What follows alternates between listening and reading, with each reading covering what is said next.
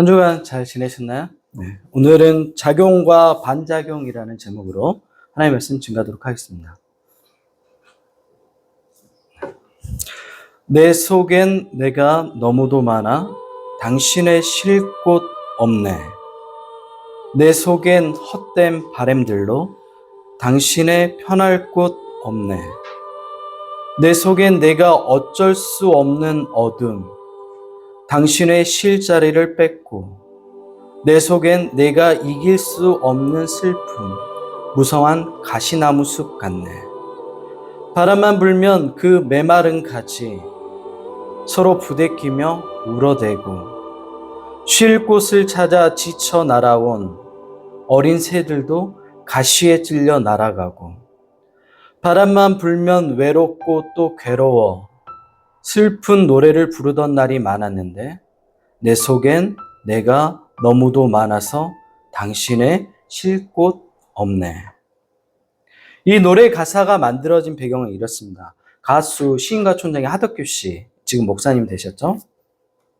예수를 믿기 시작한 지 3년쯤 되었을 때 자기 안에 있었던 그 익숙한 어둠, 여전히 그 어둠을 쫓아가는 자기의 위선적인 모습을 보면서 너무 괴로웠대요. 좀처럼 변하지 않고 추악한 자신의 내면을 보면서 크게 절망했다고 합니다. 내가 예수 믿는 사람이 맞나? 이렇게. 예수를 믿는다고 하지만 내 안의 죄성을 내가 어찌하지 못하는 걸 알았을 때 그 괴로움을 밖에 있는 숲을 보면서 내 안을 보면서 깊은 생각과 마주했을 때 이 곡이 생각났다고 합니다. 가시나무 노래는 가시나무 덩굴 속 피 흘리고 계신 예수님이 떠올라 쓴 곡이라고 하고 무려 30분 만에 곡을 썼다고 이야기를 해요. 네. 그리고 그는 하나님께서 이 곡을 내게 주셨다고 고백했습니다. 그의 치열한 이러한 고민들, 내면의 갈등들은 필요 없는 것이 아니라 소모적인 게 아니라 그런 갈등을 하는 그가 걸어간 지금의 모습의 길은 결과가 뭐죠? 목회자가 된 거예요. 우리 안에 그런 치열한 작은 싸움들을 포기해버리면 그 포기한 결과를 마주하게 되는 거예요. 그래서 인생에는 뭐가 있냐면 작용이 있으면 반작용이 반드시 자기에게 돌아와요. 아무것도 하지 않는 것도 작용이에요. 아무것도 하지 않으면 아무것도 하지 않는 반작용이 또 생겨나는 게 인생입니다. 우리가 선택한 결과는 부정성의 부메랑이 반드시 자기에게 다시 돌아오게 돼 있어요. 부메랑 아시죠? 이렇게 날리면 이렇게 돌다가 자기에게 오잖아요. 우리의 인생의 선택이 그래요. 나에게 다시 돌아와요. 네. 그래서 인생에서 필요한 것이 성경은 지혜라고 얘기해요. 지혜. 여러분, 우리 개신교의 뿌리는 어디일까요? 우리 개신교는 어디서부터 왔을까요? 여러분 알아? 몰라? 개신교의 뿌리가 어디죠? 그렇죠. 로마 카톨릭에서 왔어요. 네. 지난주 설교했던 두 교황 얘기했는데 기독교라고 얘기하는 것은 큰 범주예요. 기독교에 포함되는 것은 로마 카톨릭, 그리고 정교회, 그러니까 그리스 정교회, 러시아 정교회, 그리고 우리 개신교까지 포함해서 이 모든 그룹을 기독교라고 불러요. 우리 기독교가 우리만 기독교라고 생각하는데 아니에요. 그러니까 정교회 쪽, 그 다음에 로마 카톨릭, 그 다음에 개신교. 내용에 있어서 조금씩 다르지만 큰 틀에서는 거의 비슷해요. 네. 프랜차이즈 메가커피나 백다방이나 뭐 크게 다르나요? 비슷하죠. 네. 그러니까 그런 거라고 생각하면 돼요. 비유를 잘못 들었나? 네. 개신교는 로마 카톨릭의 부패가 만든 반작용이에요. 교회의 타락은 스스로 정화할 수 없을 만큼 시스템은 망가졌고 당시 로마의 카톨릭의 성직자들은 세속화되어 욕망을 따르는 노예가 되었습니다. 오늘날 한국교회 목회자들과 비슷한 모습이 있었어요.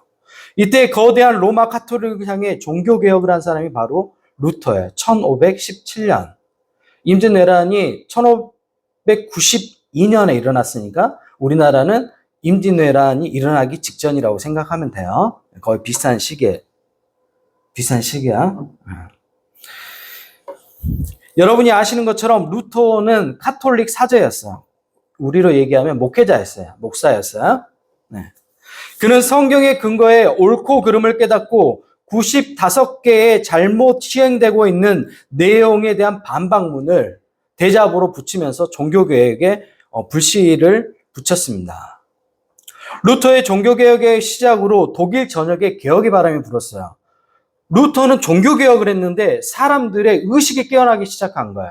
자유에 대한 생각, 그리고 인간의 존엄에 대한 생각. 왜? 하나님께로부터 선택받은 백성, 그리고 모든 사람이 하나님 앞에서 평등한 인간이라는 생각, 중세인데도 불구하고 이런 생각이 성경을 통해서 깨닫기 시작한 거예요. 우리가 아는 대로 왕은 누가 세웠죠? 왕은 누가 세웠어요? 이스라엘 백성들이 만든 시스템이 원래 왕은 없었어요. 네. 어리석죠. 이 어리석게 왕정 제도를 세워놓으니까 뒤에까지 계속 가버리잖아요. 잘못된 제도를 세우면 그렇게 되는 거예요. 당시 봉건제 제도, 봉건제 알아? 그래. 나중에. 봉건제 아래서 착취당하던 농민들은 루터의 종교개혁의 영향으로 사회적 정의와 인간의 존엄성이 정당화될 수 있는 가능성을 보기 시작했어요. 그래서 농민들이 일어나기 시작했어요. 농민들이 자신들이 부당한 대우를 받고 있는 거예요. 교회는 교회대로 세금을 걷어가고 나라는 나라대로 세금을 걷어가고 농사 지어봤자 남는 게 없어요. 그래서 정당한 요구를 한 거예요. 우리도 살 수 있도록 최소한의 최저 생계비를 보장해달라 이렇게 요구를 한 거예요. 그래서 농민들이 모였어요. 그리고 루터를 찾아갔어요. 루터, 당신의 종교개혁의 영향을 받고 우리가 이렇게 깨어졌다. 그리고 우리가 다시 일어섰다. 농민들을 위해서 당신이 리더가 되어달라고 합니다. 루터가 어떻게 했을까요? 루터가 어떻게 했을 것 같아요? 네. 루터가 오히려 농민들을 배신하고 군주들 편에 섰어요. 이런 거 잘 안 다루죠? 왜 안 다룰까요? 루터는 우리에게 영웅이어야 하거든. 그래서 제가 논문 썼던 홍지훈 교수님이 그런 얘기를 하셨어요. 그분이 루터 전공자거든요.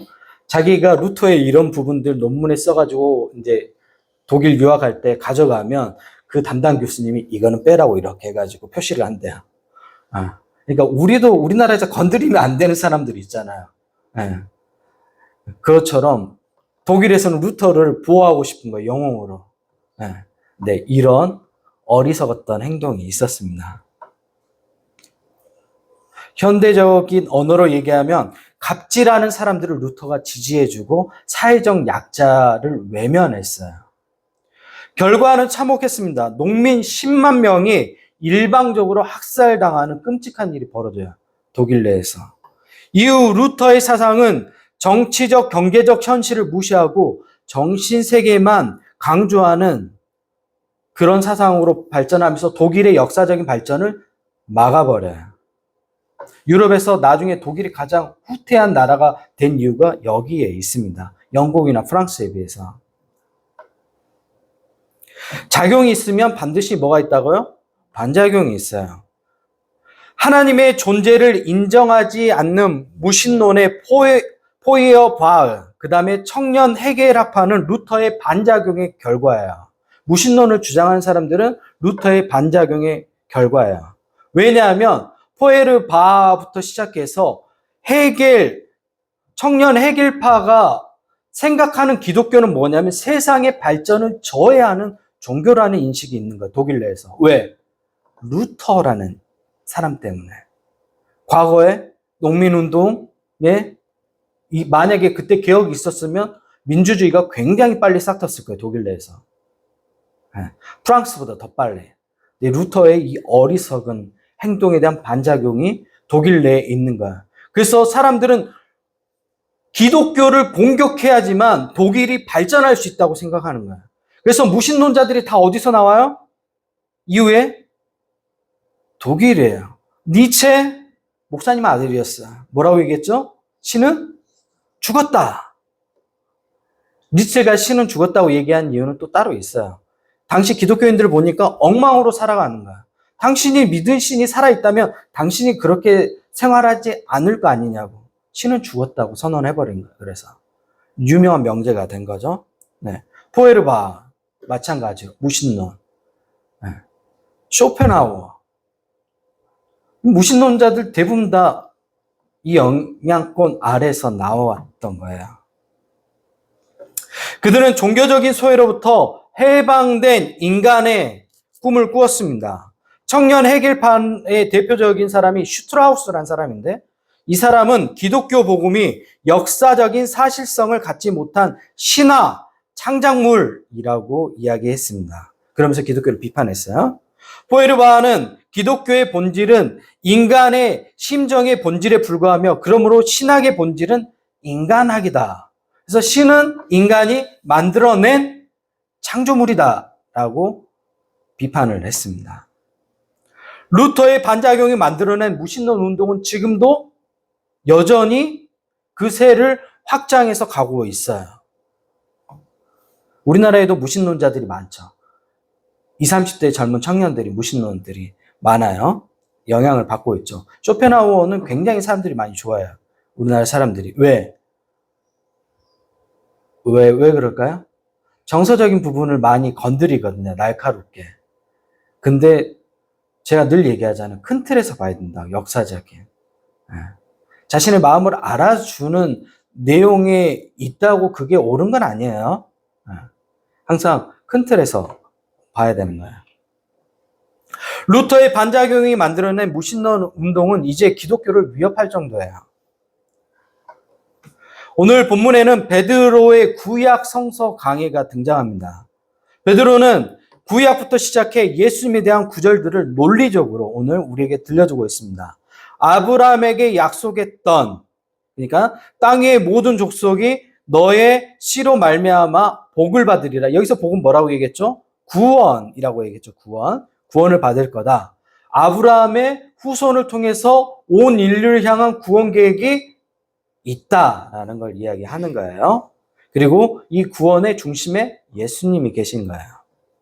이 예수님은 구약의 많은 선지자들 통해 이미 예언된 분이다. 그런데 너희가 이 생명의 주 예수님을 죽였다. 심지어 빌라도가 예수님의 무죄를 선언했는데 너희가 무고한 분을 죽였다. 그리고 빌라도가 얘기하죠. 나랑 이건 상관없어. 니네들이 이야기한 거야. 그리고 관리자인데도 불구하고 손을 씻으면서 털어버렸죠. 근데 유대인들이 어떻게 하죠? 예수 십자가에 못 박아라. 하지만 이제 하나님이 죽은 자 가운데서 예수님을 살렸고 우리가 모두 이 일의 증인이다고 얘기한 겁니다. 그리고 지난 시간에도 얘기했던 40년 동안 선천적 장애를 가지고 있는 거죠. 나면서 걷지 못한 이 사람을 걷게 하신 분도 바로 부활하신 예수님의 능력으로 걷게 된 거다. 그러므로 너희가 회개하고 돌이켜 너희의 죄 없이 함을 받으라. 이같이 하면 새롭게 되는 날이 주 앞에로부터 이를 것이다. 구원을 얻을 것이다. 죄를 고백하고 새롭게 시작하라. 이렇게 얘기한 거죠.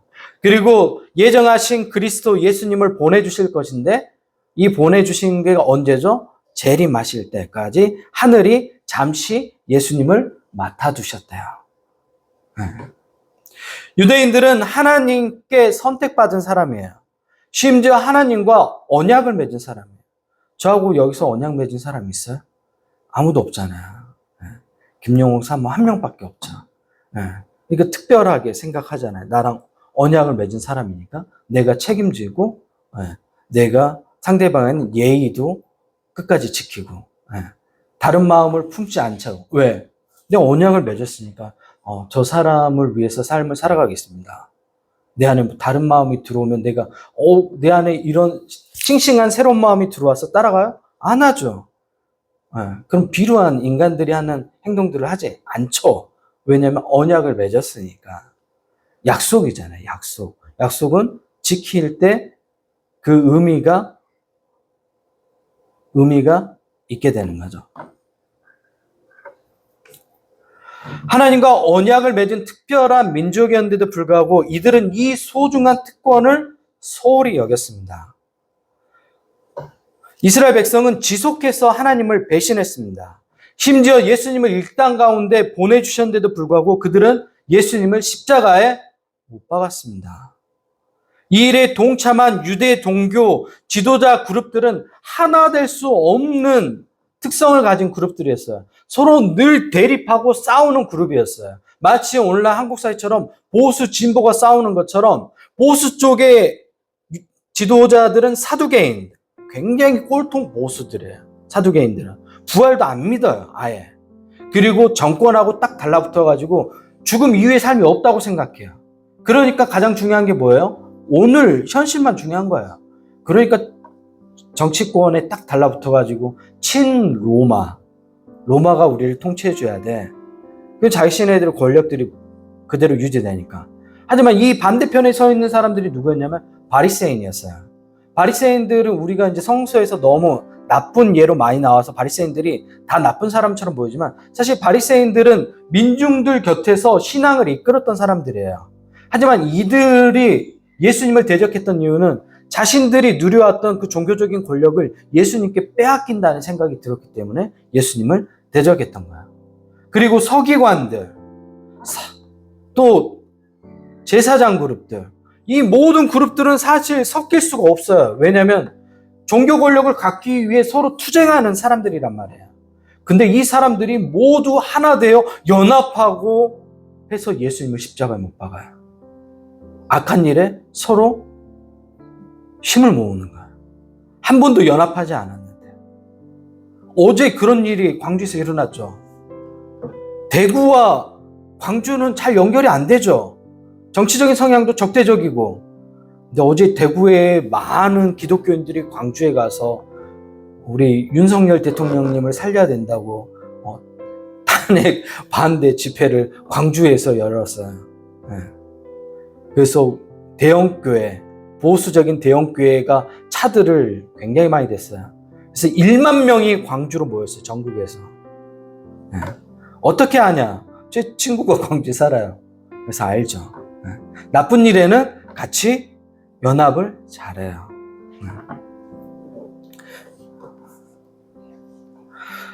소중한 하나님의 언약을 내팽개친 이스라엘 민족은 혹독한 대가를 치러야 했습니다. 작용이 있으면 반작용이 있어요. 이스라엘 백성들은 이 이후로 계속해서 유럽 전 지역을 방랑하게 돼요. 그래서 이스라엘 백성들은 나라가 없어요. 언제까지? 1948년까지. 1948년에 드디어 5월 14일에 굉장히 많은 막대한 로비를 해서 지금의 땅 이스라엘을 겨우 얻어서 독립하게 돼요. 그나마 독립을 했는데 그 땅에 있던 사람들을 내쫓았거든요. 팔레스타인 사람들이에요. 그래서 지금도 계속해서 그 주변 사람들과 갈등 관계에 있게 된 거죠.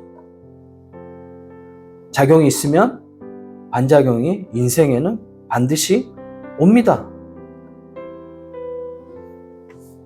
하나님이 그 종을 세워 복을 주시려고 너희에게 먼저 보내사 너희로 하여금 각각 돌이켜 그 악함을 버리게 하셨느니라.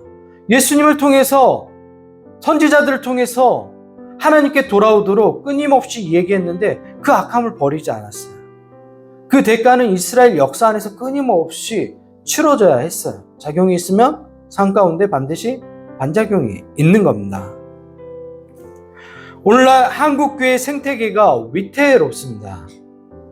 특히 구구적 집단과 파시즘이 한국교회 생태계에 뿌리 내리고 성장하고 있어요. 파시즘과 구구를 누가 키워주고 있냐면 한국교회가 키워주고 있습니다. 이 중심에 손현보라는 악한 목회자가 있습니다. 물론 저는 정광훈 씨는 목사라고 부르긴 조금 그래요. 목사가 아니에요. 그 사람은 그 교단에서도 파면된 사람이고 정광훈 씨야 귀엽죠. 왜냐면 그 악한 짓이 그냥 다 보이잖아요. 정말 악한 사람들을 자기를 잘 포장해. 딱 굉장히 좋은 사람으로 포장하고 뒤에서 악한 짓 한 사람이 진짜 무서운 사람들이에요. 저는 또 그런 사람들 잘 찾아내죠. 이상하게. 네. 손연보라는 사람이 그 대표적인 사람이에요. 우리도 그 세계로교회 손연보 목사가 섬기는 그 교회가 세계로교회인데 그 교회처럼 해볼까요? 어때요? 제가 얘기했죠. 전도 안 해오면 2만 원씩 벌금 내게 하고 1분 늦으면 5천 원씩 걷고 실제로 그런 교회가 있어요. 그리고 또 그걸 또 자랑해요. 자기가 당당히. 하여튼 이상한 사람이에요. 제주 4.3 사건의 주축이 된 세력이 있어요. 기독교. 누구죠? 서북청년단이에요. 이 서북청년단은 어디 교회 출신들이 모여서 만든 거냐면 영락교회, 우리 통합직교단 영락교회 출신들, 청년들이 모여서 만들었어요. 이 청년들이 가가지고 제주도에서 사람들을 빨갱이라고 요즘도 그런 사람들 많죠. 정광훈 집회 가보면 손연보 집회, 여의도든 광화문이든 이 두 사람들이 하는 집회 가보면 그런 사람들이 있어요. 빨갱이라고 그러면서 때려 죽여야 된다고. 제주도 4.3 사건 때 실제로 예원이 같이 어린 애들을 갖다가 돌로 때려서 죽였어요. 죽창으로 찔러서 죽이고 빨갱이라고. 실제예요. 네. 그게 어디서 자랐다고요? 교회에서 자랐어요. 교회 생태계가 지금 그만큼 위험해요. 한국 교회가 지금 그런 상황에 놓여져 있습니다. 이 역사적인 순간 판단을 유보하지 말고 기독교 생태계를 살리는 선택을 해야 합니다. 오늘날 교회가 교회다운 역할을 하지 않으면 뭐가 찾아오죠? 부메랑이 되어서 반드시 역사 안에서 심판을 받습니다. 루터의 어리석은 행동, 그가 던졌던 그 부메랑이 결국은 독일 사회에 돌아와서 엄청난 하나님을 믿지 않는 무신론의 파생지가 되게끔 루터가 만들어버린 거야. 왜? 그의 어리석은 결정이에요. 인생도 마찬가지입니다. 개인의 인생도 마찬가지예요. 여러분이 던진 그 어리석은 선택의 부메랑은 반드시 여러분의 인생의 결과물로 찾아와요. 그래서 지혜를 가지고 어리석은 선택을 안 하려고 노력해야 돼요. 나이가 들면 더 들수록 그런 지혜들이 있어야 되고 그런 조언들이 교회 공동체 안에서 서로 있어야 됩니다.